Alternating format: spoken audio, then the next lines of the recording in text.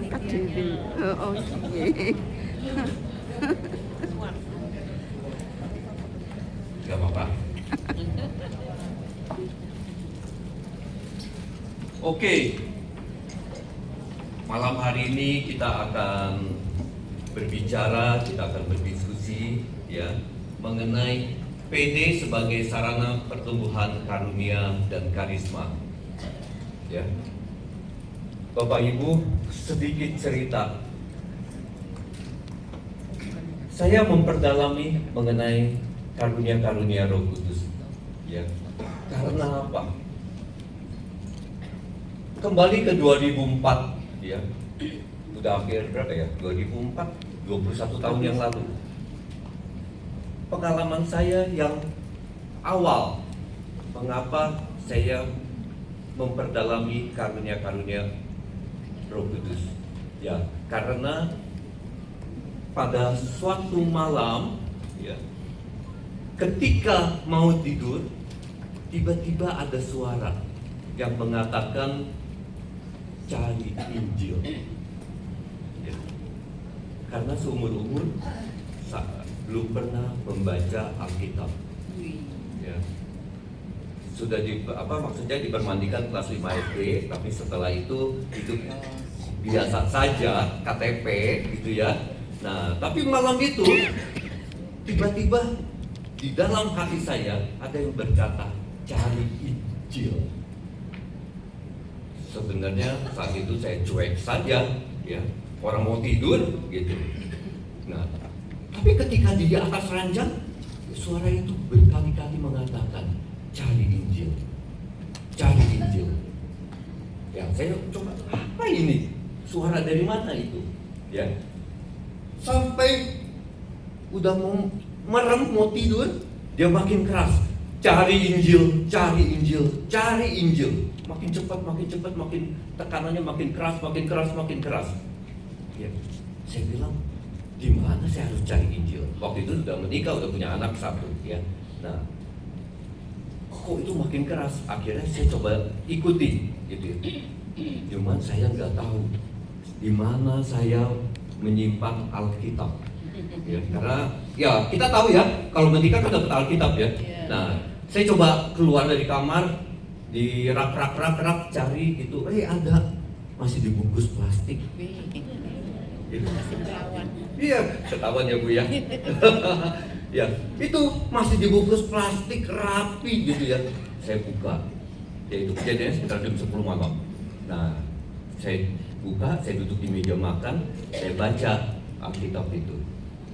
Kok menarik ya? Kok menarik ya? Menarik, baca terus. Ya pindah-pindah gitu, hanya pengen tahu aja. Ini apa ya? Ini apa gitu. Sampai sadar-sadar sudah jam 2 pagi. Selanjutnya, karena udah mulai pegel, ya, akhirnya saya tidur. Tidur, apa yang terjadi? Di pagi hari, tiba-tiba ada suara yang memberitahu saya, Toto, bertobatlah. Saya mau buka mata, gitu ya, tapi nggak bisa. Saya mau nengok, nggak bisa. Ya. Terus beberapa menit kemudian, suara itu keluar lagi, Toto, bertobatlah. Saya berusaha pengen tahu ini siapa yang bicara di telinga saya, begitu. Ya. Nah, kemudian tetap tidak bisa. Akhirnya yang ketiga kalinya keluar lagi suara itu mengatakan, Toto, bertobatlah, ajaklah seluruh keluarga bertobat. Baru sekitar 10 menit kemudian saya baru bisa buka mata saya dan saya lihat nggak ada siapa-siapa gitu ya. Maksudnya istri saya lagi tugas kantor luar kota, hanya yang sebelah saya anak perempuan saya, anak pertama saya ya. Nah, tapi saya lihat nggak ada siapa-siapa karena suara itu jelas sekali berbicara di telinga saya.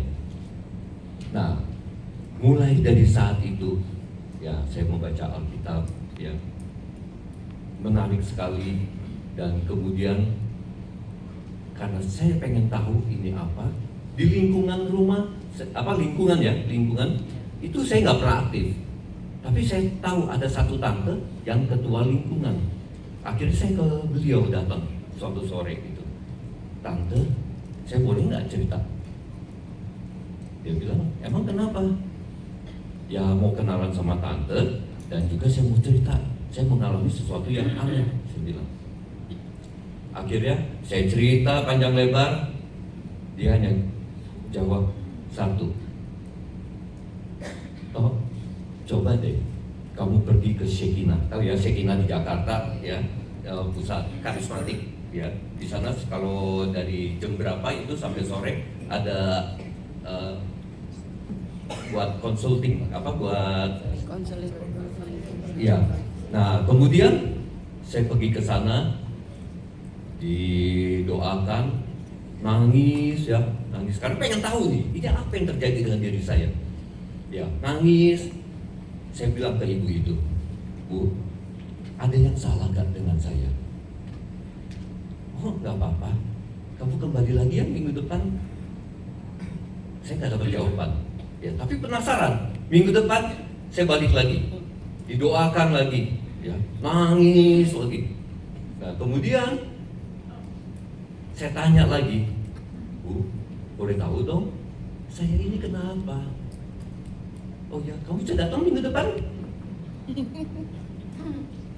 Saya tinggal di Bogor, kan harus ke Jakarta kan, Shekinah. Ya, saya coba. Ya, kamu pastikan kamu datang minggu depan. Oke.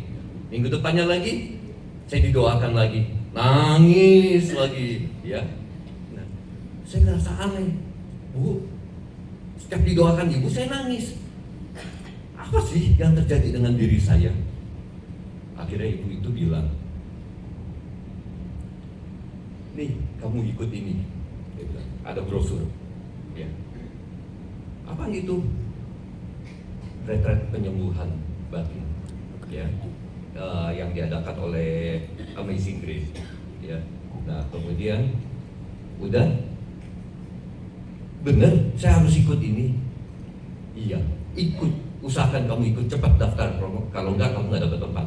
Oke, baik Bu. Balik lagi sebelum keluar ruangan dia, saya bilang, Bu, jujur dong Bu, saya ini kenapa? Gitu, ya. Nah terus dia bilang, mau tahu? Iya Bu, jujur, tolong kasih tahu saya ada masalah apa ini? Tuhan mau pakai kamu. Maksudnya apa Tuhan? Kan saya nggak pernah aktif di segala macam gitu ya. Maksudnya apa Tuhan mau pakai saya? Ya kamu akan tahu, Tuhan mau pakai kamu. Oh iya, baik Bu. Dia bilang, pastikan ikut retret itu. Ya, akhirnya saya daftar, ya. Ternyata di sana, ya sepanjang retret nangis saja, nangis terus. Saya cuma ditemani istri saya, nangis saja sampai terakhirnya waktu acara mau penutupan, baru saya istilahnya dapat bahasa roh waktu itu. Ya. Di sana lumayan lancar, tapi waktu kembali ke rumah bahasa roh itu hilang. Ada yang pernah mengalami seperti itu? SADR dapat nih, ya. Sampai rumah mau dicoba, tak, gitu kan? Ya, nggak keluar begitu. Nah, saya kembali lagi kan ke ibu ketua lingkungan. Saya bilang, Tante, udah nih, saya udah ikut retret. Oh Papa, cerita. Oke, sekarang next ya. Kamu bisa nggak hari Rabu sore ke Tante? Bisa Tante. Mau kemana? Ya ikut sama Tante. Nah, saya diajak ke persekutuan doa. Ya ternyata Tante itu Koordinator. karismatik. Ya, tapi nggak apa-apa. Ya maksudnya nggak tahu. Saya ngikutin aja gitu ya. Nah sampai di persekutuan doa ya jadi tamu, jadi umat, ikut terus ya. Nah tapi setelah ikut PB sebulan, kok mulai bahasa rohnya keluar lagi. Keluar tapi nggak banyak. Sampai rumah sebelum tidur kita doa, nggak keluar. Ya. Nah tapi berubah hidup saya.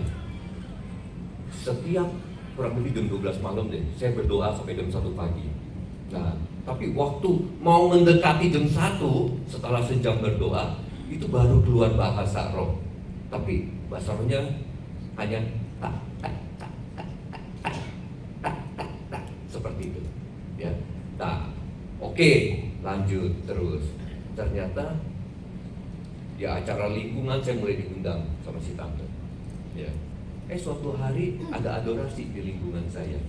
Nah, Romo memberkati dari hadapan saya, tapi si tante ada di belakang saya sama istri saya begitu. Nah, dia tumpang tangan sambil mendoakan, pakai bahasa roh. Aduh, beautiful banget, bahasa rohnya cantik banget gitu. Sampai saya di dalam hati, aduh Tuhan, mau dong punya bahasa roh seperti itu, karena bahasa roh saya kan begitu ya. Nah, saya bilang ke tante, tadi waktu doain saya, kok bahasa roh tante bagus banget gitu, udah lembut gitu ya, bagus banget. Terus dia bilang, ya udah kamu minta aja. Oke. Ya. Mulai rajin di PD dan banyak sekali terjadi mujizat di dalam hidup saya. Ya. Nah, sampai suatu hari saya ditawarkan sama koordinator PD, mau nggak jadi pelayan PD? Itu sekitar Juni 2005. Oh, boleh dong gitu ya. Nah, udah, oke, ngisi form segala macam, jadilah pelayan PD. Siapa di sini yang udah pelayan PD? Tadi saya dengar ada 30 tahun. Hah? Oh, ibu, oh luar biasa. Sinarnya memang beda. Ya. Dari depan beda. Oke.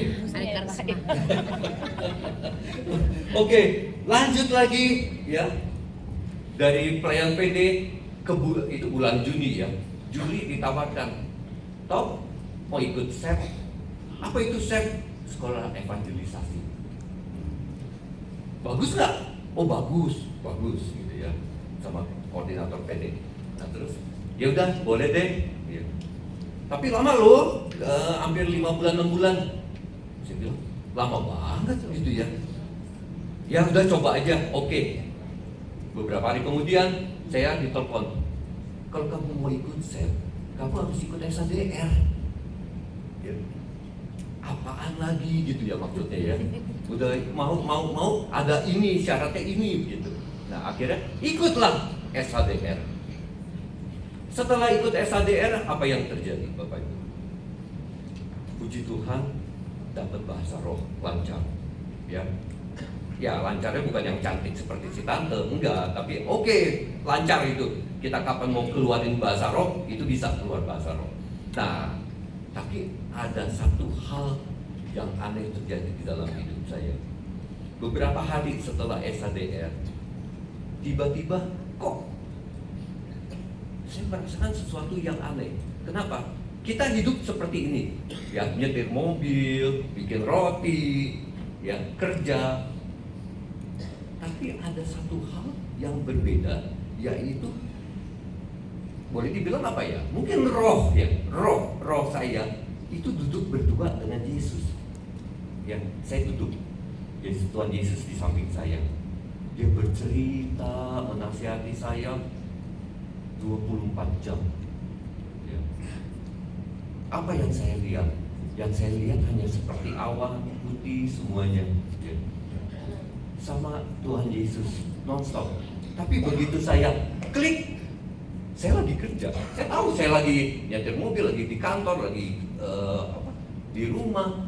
Tapi sekali lagi saya klik, saya lagi bersama Tuhan Yesus. Jadi seperti ada dua waktu paralel, waktu yang paralel, ya seperti itu selama 3 bulan. Dari sana saya semakin mendalami, pengen tahu ya. Dan puji Tuhan, ya karunia Roh Kudus juga diberikan kepada saya. Ya. Oh ceritanya panjang, seminggu nggak selesai. Oke, kita kembali ke topik. Ya, kita kembali ke topik. Nanti ya lanjut ya, suatu hari kita ketemu lagi. Ya. Oke, nah nama saya Bernardus Taufik Maswi, panggilan saya Toto. Ya. Saya berasal dari PDPKK Santa Maria Fatima, yaitu paroki BMV Katedral Bogor.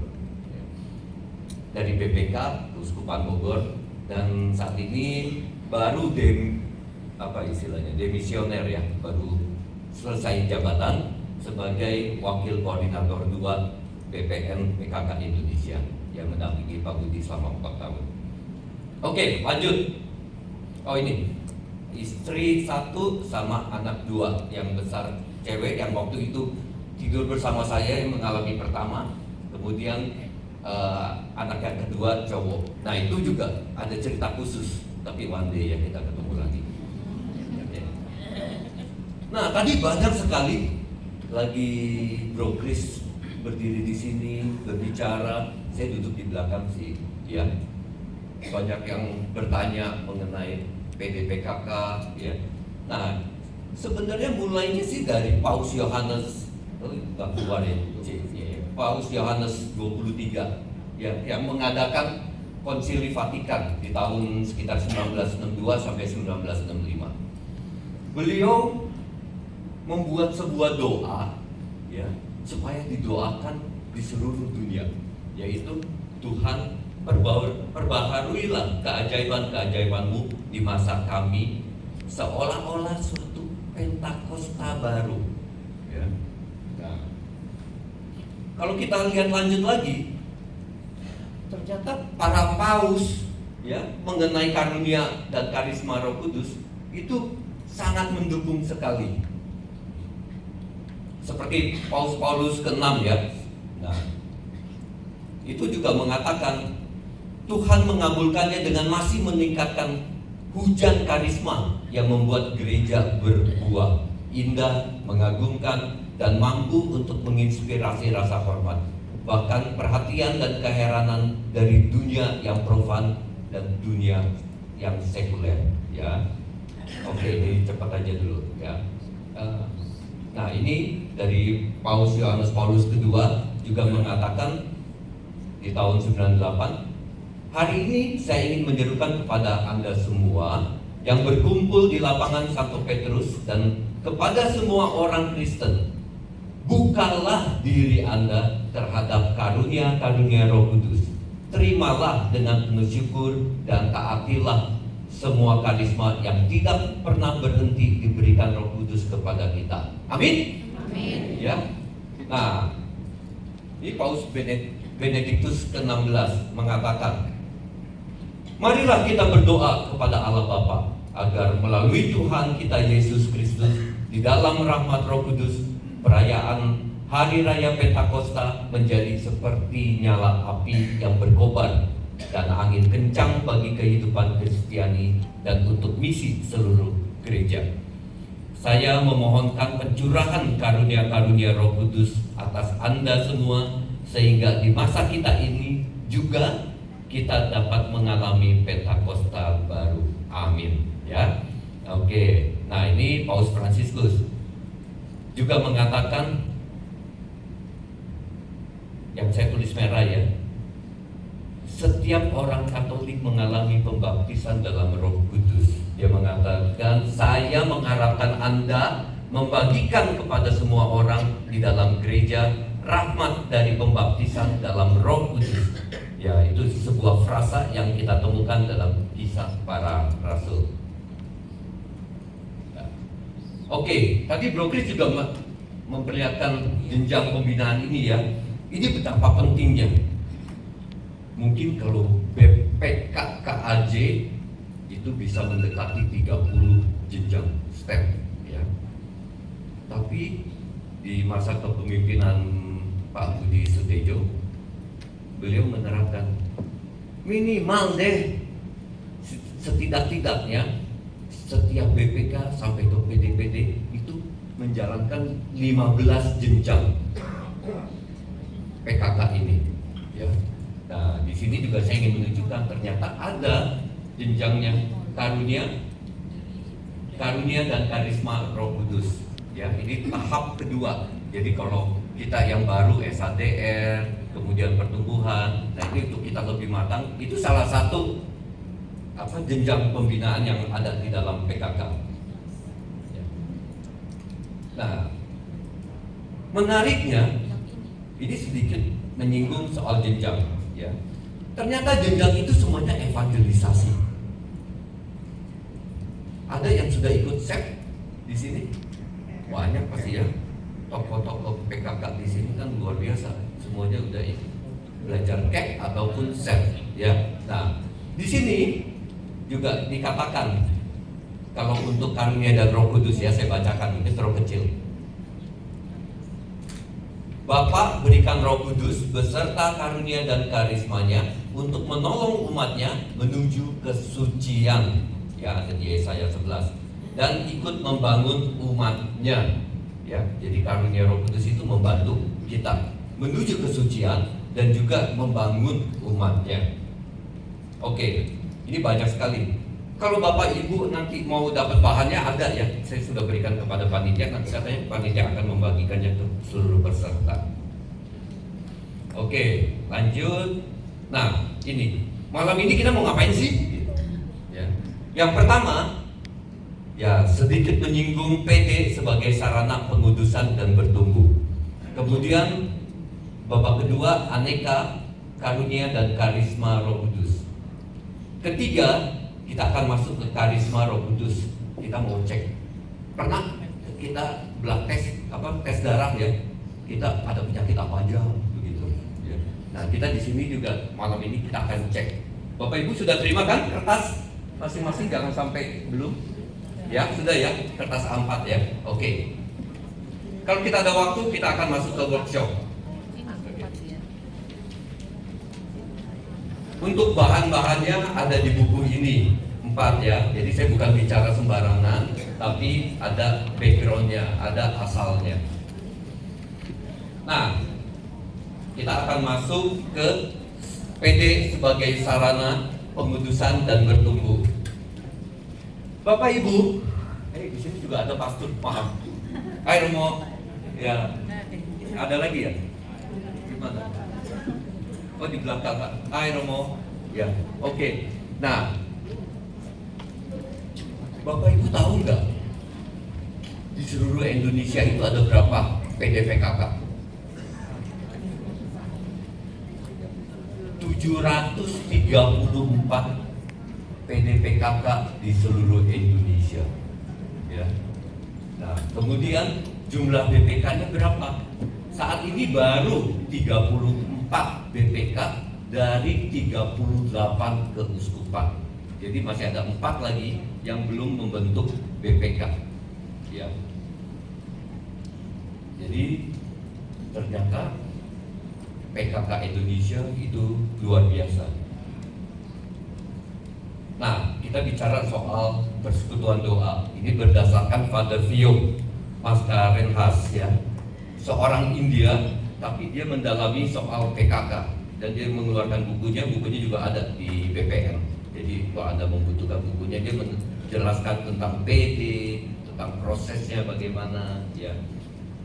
Nah, persekutuan doa merupakan, tadi ada lagi sama Bro Chris juga ada, kita bicarakan ini kan, ya. Kita ketemunya dengan waktu tertentu, ya, betul. Kumpulan murid-murid yang berkumpul seminggu sekali yang mencoba menghayati hidup Kristiani yang bersemangat dalam dunia modern, ya. Nah, kemudian ini yang menarik. Poin kedua, dikatakan di sana PD merupakan pelengkap misa kudus. Ya, misa kudus itu kan perbuatan ibadat yang utama yang ditinggalkan oleh Yesus kepada pengikut-pengikutnya, yang memberikan kesempatan untuk ibadat kelompok yang informal dan untuk mempraktekkan berbagai macam karunia yang dapat membangun tubuh Kristus, ya. Jadi bukan PD itu untuk menggantikan Ekaristi, tapi ini hanya kegiatan informal, ya. Nah, selanjutnya persekutuan doa itu menuntut janji Tuhan Yesus, ya, di mana janjinya itu disebutkan di Matius 18 ayat 20, sebab di mana 2 atau 3 orang berkumpul dalam namaku, di situ aku ada di tengah-tengah mereka. Jadi istilahnya, kalau PD 2-3 orang bisa nggak? Bisa, ya. bisa. Jadi PD itu bukan harus jumlahnya 100, 200, 50, tapi 2 atau 3 orang berkumpul itu bisa membentuk persekutuan doa. Oke, banyak yang kita lupa karena umur PKK di Indonesia tahun depan itu masuk ke Golden Jubilee atau 50 tahun. Ya, ada perayaan besar di Indonesia. Ya, nah kita tuh sebenarnya diminta back to PKK, pembaruan karismatik Katolik. Ya. Maksudnya apa? Diminta kembali lagi ke dasar, yaitu back to basic. Ya, kalau kita bicara PKK, pembaruan karismatik Katolik, yang ideal, istilahnya yang ideal, yang mau kita tuju, yaitu pencurahan Roh Kudus. Apakah PKK kita, ya, PKK Bapak Ibu, itu setiap kali ada pertemuan mengadakan apa? Istilahnya bukan mengadakan ya, istilahnya setiap umat, setiap peserta di PD itu mengalami pencurahan Roh Kudus, pembaruan lagi. Yang kedua, ternyata karunia dan karisma Roh Kudus. Apakah di PD Bapak Ibu itu ada karunia Roh Kudus, apa karunia dan karisma terjadi di dalam PD?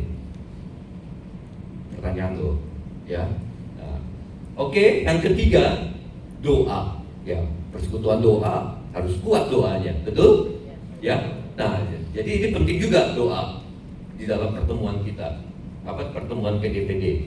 Nah, yang keempat yaitu evangelisasi, mewartakan, ya, mewartakan Injil, mewartakan kabar gembira.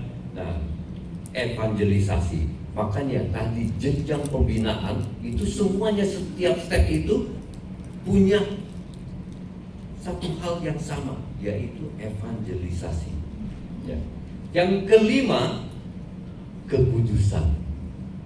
Kita datang ke PD karena kita mau menjadi kudus. Ya.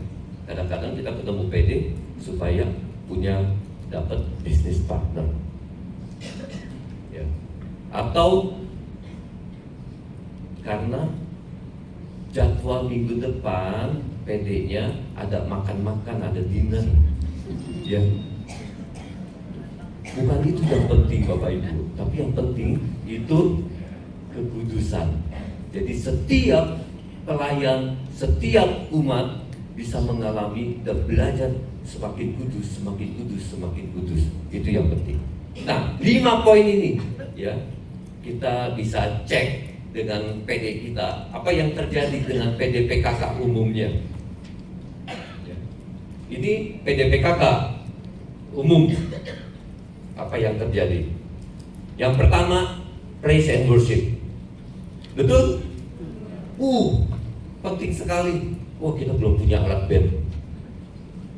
Oh, kita belum punya keyboard. Ya. Oh, kita belum punya singer. Oh, kita belum punya WL. Jadi WL-nya import terus dari tempat lain. Ya. Nah, itu yang terjadi. Kita mengutamakan praise and worship. Betul, praise and worship itu penting karena membawa suasana umat, hati umat untuk bertemu dengan Tuhan Yesus. Penting, ya. Tapi bukan itu yang penting. Yang penting pencurahan Roh Kudus, ya. Oke, yang kedua sekarang doa. Persekutuan doa, kadang-kadang doanya panjang, lama, begitu ya. Nah, betul. Tapi sebenarnya yang lebih penting itu ada karunia dan karisma Roh Kudus terjadi di dalam sebuah persekutuan doa. Nah, yang ketiga, sharing. Betul kan? Kadang-kadang setiap itu, ada yang maju untuk sharing gitu ya. kadang-kadang 5 menit stop, tapi jalan terus gitu ya.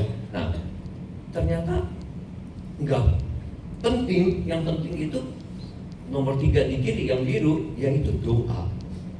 Dan yang keempat, sabda Tuhan, firman Tuhan. Betul, penting sabda Tuhan. Malah kita perlu mendatangkan pembicara-pembicara dari luar daerah.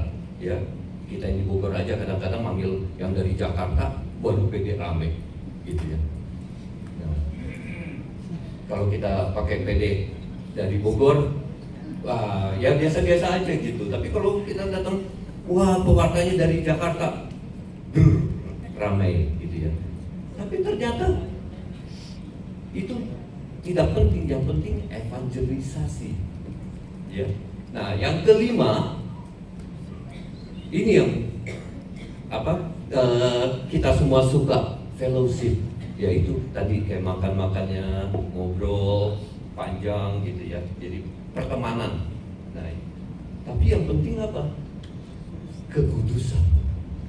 Ya, ini 5 poin penting. Saya mengajak Bapak Ibu juga untuk waktu kembali ke PDPKK nanti di daerah masing-masing, yuk kita back to basic, kembali ke apa itu PKK, di mana ada pencurahan Roh Kudus. Kita semangat ke PD karena kita diperbarui. Ya. Karunia, ya bisa saja umat datang itu ingin didoakan, tapi tidak pernah. Ya ada doa, tapi maksudnya di karunia itu kita didoakan. Ada permasalahan, kita didoakan. Ya.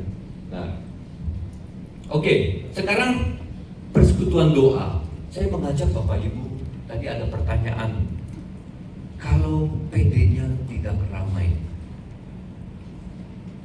ya, sebenarnya yang tidak ramai itu adalah sebuah persekutuan doa yang kering. Betul? Ya, terasa nggak? Pasti semua persekutuan doa itu bisa ada di bawah, ada di atas, ada di bawah lagi. Nah, waktu di bawah itu apa yang dirasakan? Kering. Ya. Kayaknya doa tuh hanya sampai ke plafon ini, nggak sampai ke surga, begitu. Betul lah? Ya. Kita nyanyi, rasanya hanya gema di ruangan ini, tapi nggak bisa menembus hati manusia. Itu rasanya. Nah, saya ajak Bapak Ibu, ya, kalau PD-nya rame, oke, tapi kita bisa coba ini. Hari Sabtu kita di Konvenas ada acara apa malam? KRK, ya. Kalau setiap kali ada KRK, umumnya ramai. Betul? Kenapa? Penyembuhan, betul, didoakan. Biasa iklannya PDP, pelayanan doa pribadi. Ya. Nah, itu bagaimana kalau saya ajak Bapak Ibu di setiap PD menyelenggarakan PDP? Umat dari luar yang terbeban berat banyak sekali, ya, yang punya masalah banyak sekali. Tapi mereka bisa melihat PD kita itu sebagai oase. Kita didoakan, ya. Nah, jadi merupakan PD itu seperti bengkel rohani. Dan mekaniknya siapa? Bapak Ibu yang punya karunia-karunia Roh Kudus, ya. Kalau punya karunia sabda pengetahuan seperti itu, ya gunakan sabda pengetahuan waktu mendoakan umat, ya. Jadi kita ini penting sekali untuk mempunyai karunia dan karisma Roh Kudus. Oke, lanjut.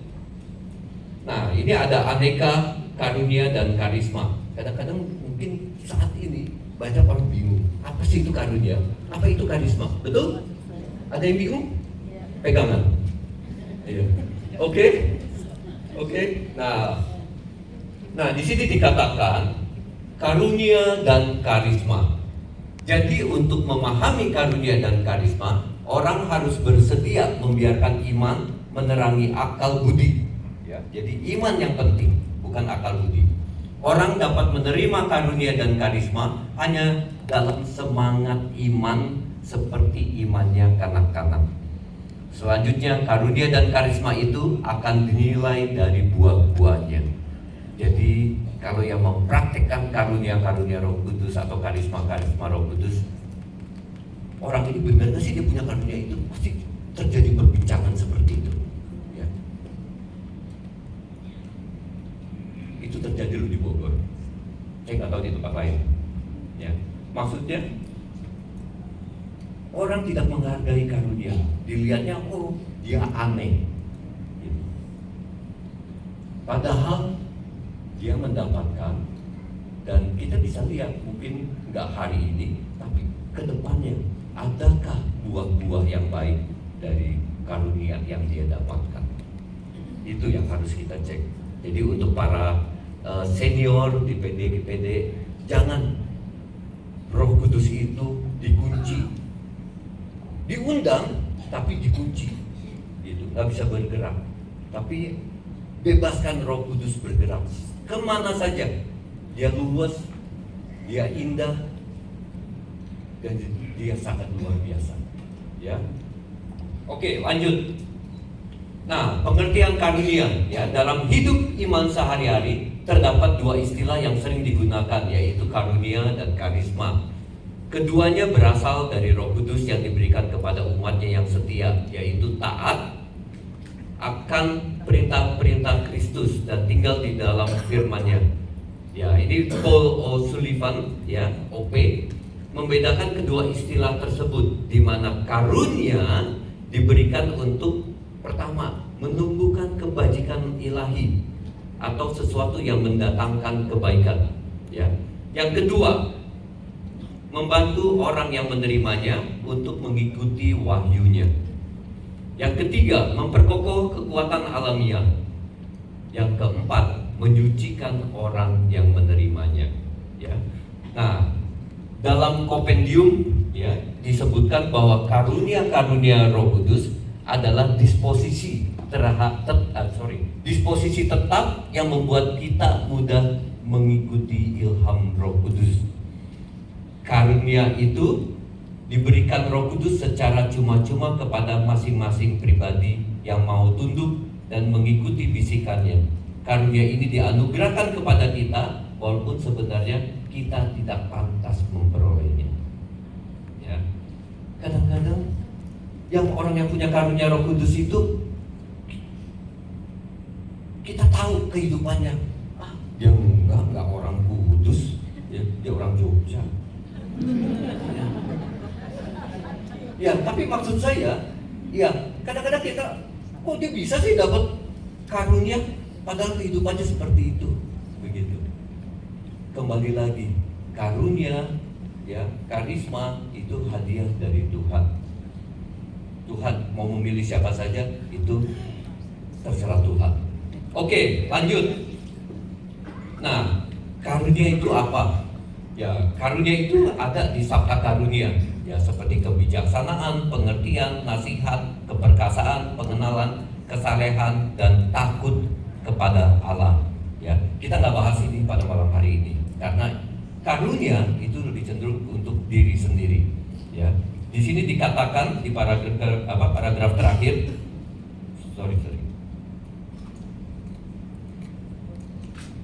diimani oleh gereja bahwa karunia-karunia itu dianugerahkan seluruhnya oleh Allah pada saat seseorang menyatakan dirinya percaya kepadanya. Ya, Tuhan memberikan, menganugerahkan. Oke, lanjut. Nah, sekarang mengenai karisma. Ada karunia lain yang disebut karisma yang diberikan bukan untuk menyucikan orang yang menerimanya, tetapi wujud cinta kasih Tuhan kepada jemaatnya. Ya. Jadi karisma digunakan untuk menolong orang lain dan mengembangkan gereja umat Allah. Ya. Karunia untuk diri sendiri, pribadi kita, tapi karisma itu untuk pelayanan. Dalam penjelasan kitab suci versi Lembaga Alkitab Indonesia, ya, karisma dipahami sebagai keinginan atau kecenderungan batiniah maupun kesanggupan yang diberikan Roh Kudus kepada orang-orang dalam jemaat untuk membangun umat Allah dan mengungkapkan kasih Allah kepada orang lain, ya. Jadi untuk sesama. Nah, bedanya apa sih? Nah, ini saya grafik, ya. Grafiknya. Karunia dan karisma. Karunia, saya nggak sebut karunia dulu. Kalau itu untuk menyucikan orang yang menerimanya untuk diri sendiri, itu karunia. Ada karunia Yesaya atau sabda karunia. Nah, ini yang membentuk kita menjadi seperti Yesus. Ya, kita menjadi seperti Yesus.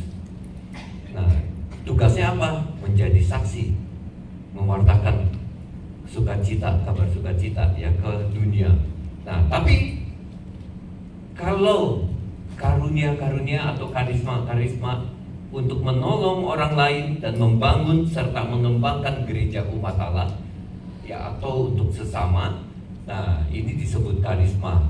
Dan di sini banyak di Alkitab dikatakan ada karisma Roma, ya, atau karisma Kodrati, ada karisma Korintus,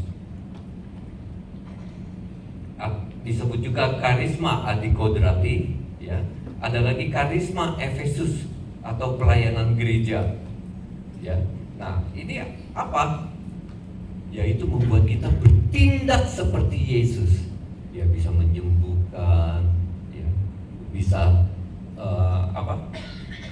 mendoakan orang lain, macam-macam sekali. Nah, di sini kita diutus. Kalau di kiri menjadi saksi, di sini kita diutus ke dunia, ya, untuk pelayanan. Oke, lanjut. Karunia karisma dalam PKK dikembangkan seluas-luasnya, ya. Di PKK itu mau dieksplor semuanya, supaya Bapak Ibu tahu, kalau bisa Bapak Ibu mendapatkannya. Oke, ya, tadi ya, sabda karunia, kemudian itu mengenai saleh, hikmat, pengertian, nasihat, perkasa, kenal dan takut akan Tuhan. Kemudian ada karisma Roma, ya. Nah, ini apa? Ya, untuk melayani, mengajar, nasihat, berbagi, memimpin, dan juga murah hati. Karisma Korintus, ya, apa itu? Ya, ada hikmat, pengetahuan, iman, penyembuhan, mujizat, nubuat, bedakan roh, bahasa roh, tafsir bahasa roh. Dan karisma Efesus atau pelayanan gereja, di sini ada nabi, rasul, gembala, guru atau pengajar, dan juga penginjil. Dan juga ada karunia-karunia lainnya, ya. Nah, oke, lanjut. Sekarang kita masuk ke karisma Korintus, karena malam hari ini saya ingin bawa Anda semua ke workshop mengenai karisma Korintus, ya. Kita baca sama-sama yuk. Kebaca nggak dari yang belakang? Kebaca ya, bisa ya? Oke, 3, 2, 1. Aku mau saudara-saudara supaya kamu mengetahui kebenarannya. Kamu tahu bahwa pada waktu kamu masih belum mengenal Allah, kamu tanpa berpikir ditarik kepada berhala-berhala yang bisu. Karena itu, aku mau meyakinkan kamu bahwa tidak ada seorang pun yang berkata-kata oleh Roh Allah dapat berkata, terkutuklah Yesus. Dan tidak ada seorang pun yang dapat mengaku Yesus adalah Tuhan selain oleh Roh Kudus. Ada rupa-rupa karunia, tetapi satu Roh. Dan ada rupa-rupa pelayanan, tetapi satu Tuhan. Dan ada berbagai-bagai perbuatan ajaib, tetapi Allah adalah satu yang mengerjakan semuanya dalam semua orang. Tetapi kepada tiap-tiap orang dikaruniakan pernyataan roh untuk kepentingan bersama. Sebab kepada yang seorang Roh memberikan karunia untuk berkata-kata dengan hikmat, dan kepada yang lain Roh yang sama memberikan karunia berkata-kata dengan pengetahuan. Kepada yang seorang Roh yang sama memberikan iman, dan kepada yang lain Ia memberikan karunia untuk menyembuhkan. Kepada yang seorang Roh memberikan kuasa untuk mengadakan mujizat, dan kepada yang lain Ia memberikan karunia untuk bernubuat, dan kepada yang lain lagi Ia memberikan karunia untuk membedakan bermacam-macam roh. Kepada yang seorang Ia memberikan karunia untuk berkata-kata dengan bahasa roh, dan kepada yang lain Ia memberikan karunia untuk menafsirkan bahasa roh itu. Tetapi semuanya ini dikerjakan oleh Roh yang satu dan yang sama, yang memberikan karunia kepada tiap-tiap orang secara khusus seperti yang dikehendakinya. Baik Bapak Ibu, tadi ada berapa karunia? Itu sabda karunia yang di Yesaya, yang untuk menguduskan diri kita. Tapi di karisma, khususnya di karisma Korintus ini, itu ada 9. Yang pertama, sesuai bacaan tadi ya, itu ada karisma berkata-kata dengan hikmat, atau juga disebut sebagai sabda kebijaksanaan. Yang kedua, karisma berkata-kata dengan pengetahuan, atau disebut sabda pengetahuan ya. Yang ketiga, karisma iman. Yang keempat, karisma penyembuhan. Yang kelima, karisma mujizat, karisma nubuat, dan karisma membedakan bermacam-macam roh atau discernment ya. Yang kedelapan, karisma berkata-kata dengan bahasa roh. Yang kesembilan, karisma menafsirkan bahasa roh ya. Dari 9 itu, Romo Yohanes di dalam bukunya ya, itu membeda-bedakan karunia-karunia ini. Yang pertama ya, karisma Roh Kudus dapat dibagi menjadi karisma sabda atau word charism ya. Kemudian karisma tanda, power charism. Ketiga, karisma bertindak atau karunia kebijaksanaan, disebut juga revelation charism ya. Nah, kalau menurut Romo Yohanes ini seperti ini dibaginya. Pertama, karisma berkata-kata dengan bahasa ya. Yang kedua, karisma menafsirkan bahasa roh. Loh, kenapa omnya ketinggalan? Terus yang ketiga, karisma nubuat ya. Nah, yang kedua, grup kedua itu karisma tanda atau power charism. Yang pertama, karisma iman ya. Kemudian karisma penyembuhan, karisma mujizat, karisma kebijaksanaan atau revelation charism. Itu yang pertama, karisma berkata-kata dengan bahasa roh, dengan hikmat, Yang kedua, karisma sabda pengetahuan, dan ketiga, karisma membeda-bedakan roh. Sebenarnya saya mau bicara panjang, tapi kita udah jam 8.30 ya, kita punya waktu setengah jam lagi, dan kita mau mengadakan yang tadi istilahnya seperti blood test, kita punya karunia apa aja ya. Tapi ada satu hal yang penting di sini, siapa yang mempunyai karunia bahasa roh? Nggak apa-apa, jangan malu. Ayo, siapa lagi? Oh, dikit ya. Siapa yang belum menerima karunia bahasa roh? Wow. Ya. Oke. Kenapa? Kalau kadang hilang, kadang dapat gimana? Artinya ibu punya. Ya. Iya. Oke. Ya. Nggak apa-apa. Siapa tahu malam ini Bapak Ibu dapat. Oke, amin. Amin. Oke. Nah, sebenarnya saya ingin menjelaskan secara cepat aja ya. Bahasa roh itu waktu kita mendapatkan seperti saya dulu hanya ta, ya, itu disebut karunia bahasa roh. Ya, ada yang mungkin seperti gitu, ya. Itu bahasa roh.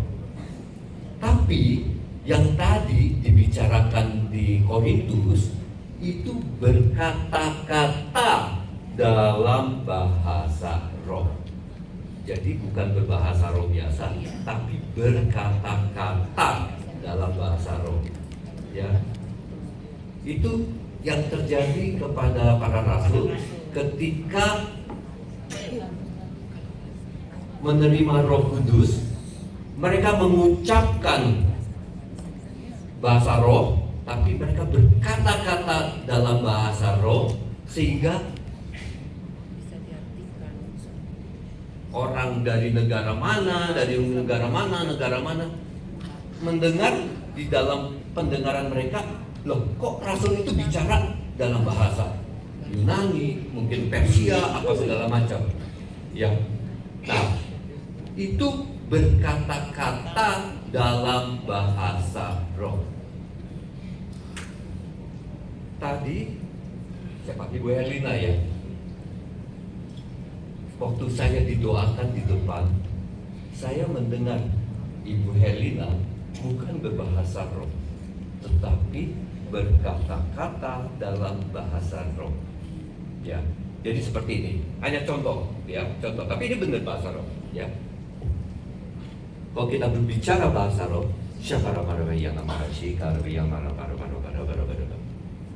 dan umumnya itu adalah pujian kepada Allah. Ya. Waktu kita menerima bahasa roh, umumnya itu pujian kepada Allah. Oke? Ya. Nah, sekarang Bapak Ibu dengarkan.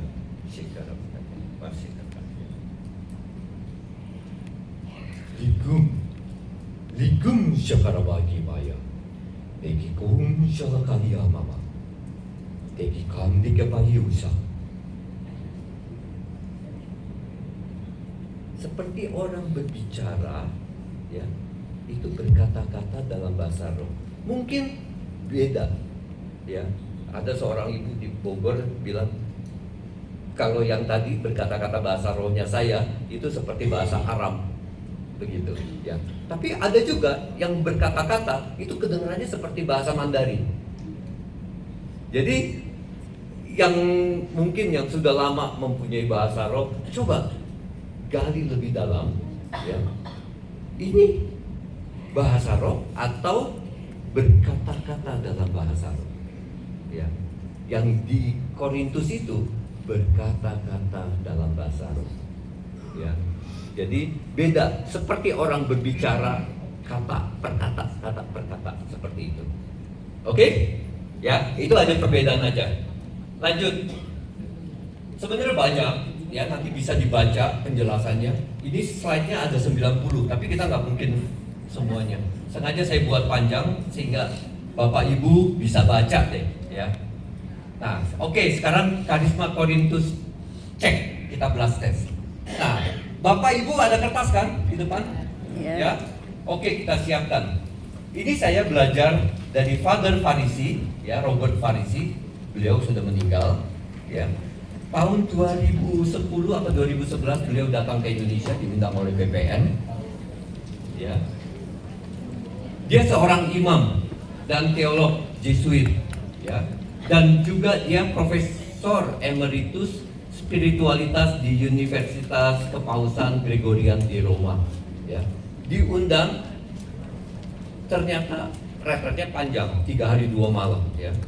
Tapi hari ini kita permudah, semoga bisa cocok dengan Bapak Ibu.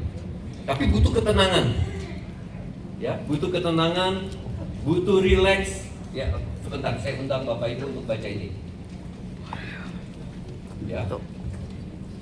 Rindukan karisma-karisma seperti tadi bahasa roh bagi yang belum bahasa roh, ya.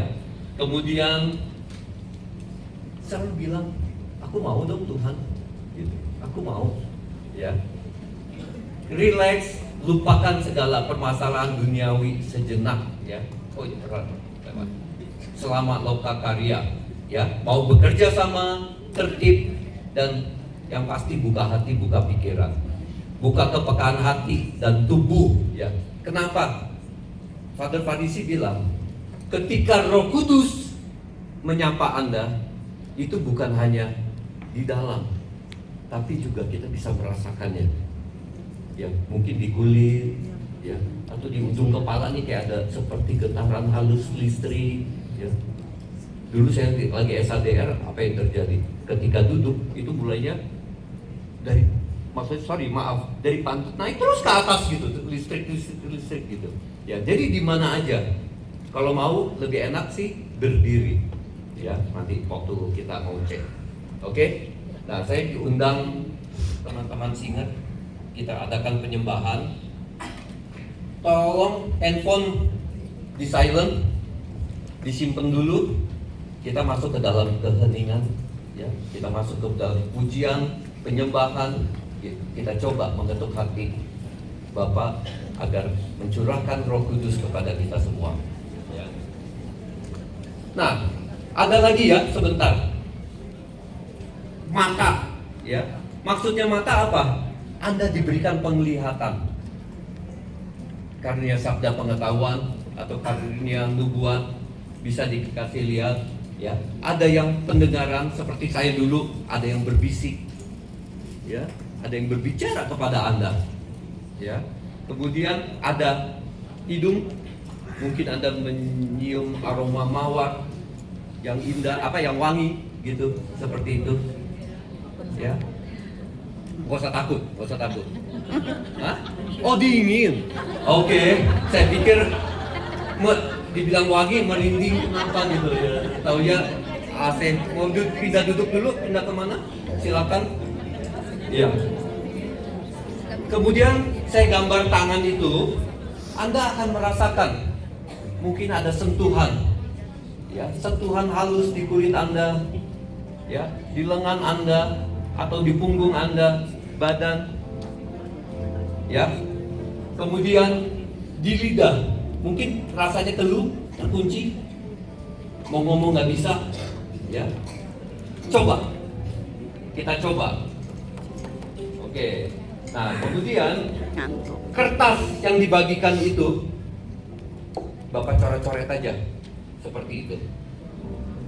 Ya, nggak usah ditulis, yang penting ada kecil, sedang, besar keterangan. Kemudian di sini, ya, tulis saja bahasa roh, nggak usah, jangan selengkap ini, ya. Tulis saja 11, 12, 13, nanti Bapak Ibu bandingkan ini karunia apa dengan slide yang saya berikan nanti. Andai kata Bapak Ibu punya karunia bahasa roh, ya. Ini bukan yang punya, tapi ini hanya indikasi diberikan Roh Kudus kepada Bapak Ibu. Ternyata kerasanya getarannya besar. Bapak Ibu tik di sini. Ternyata tulis keterangannya getaran tangan, ya. Nah, misalkan nanti saya sebut singing in spirit, ya. Ternyata Bapak Ibu hanya ngerasa kecil, kayak dicubit kecil, cik cik cik cik gitu, ya. Nah, tulis kecil, ya, tulisan cubitan kecil gitu. Ada yang lidahnya keluh. Nah, contohnya karisma berkata-kata dalam bahasa roh. Bapak Ibu ngerasain kecil gitu. Kecil pun itu berarti, ya. Misalkan karisma menafsirkan bahasa roh, nggak ngerasain apa-apa, kosong aja gitu. Ya, memang Anda tidak mempunyai karunia itu. Oke? Ya. Jelas? Ada pertanyaan? Saya ingin Bapak Ibu pulang dengan suatu sukacita malam hari ini. Amin. Amin. Ternyata saya punya karunia itu loh, tapi belum keluar aja. Tunggu tanggalnya Tuhan. Oke, saya serahkan. Kita masuk ke baitnya, ke bait Allah. Buka hati, buka pikiran. Tolong Alat komunikasi jangan sampai mengganggu.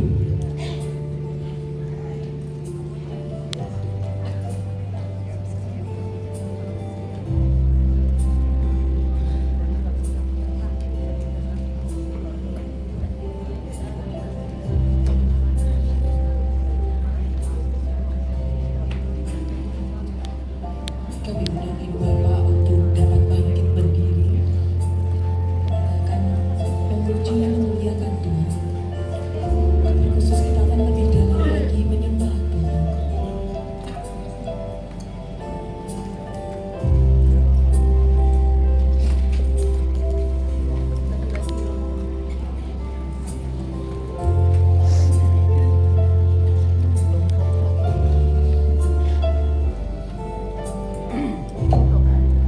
Saat ini saat yang indah bagi kita.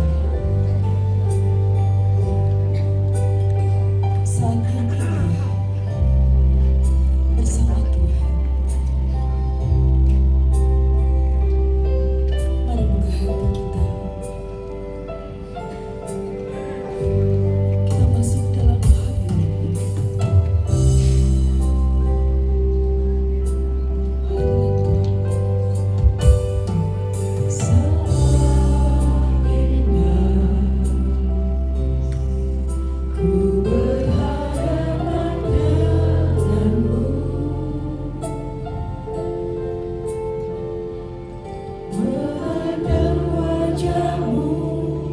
Yesus kekasih jiwaku, bawa daku Tuhan, bawa daku, berat dalam pelukanmu, menikmati kasih dan indahnya hadiratmu, hadiratmu Tuhan, hadiratmu Tuhan, ku rasakan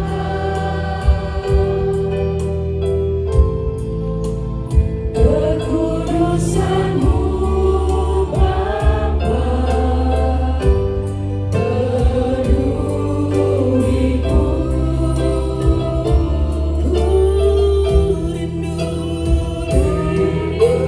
selalu di hadapan baik-Mu, menikmati kasih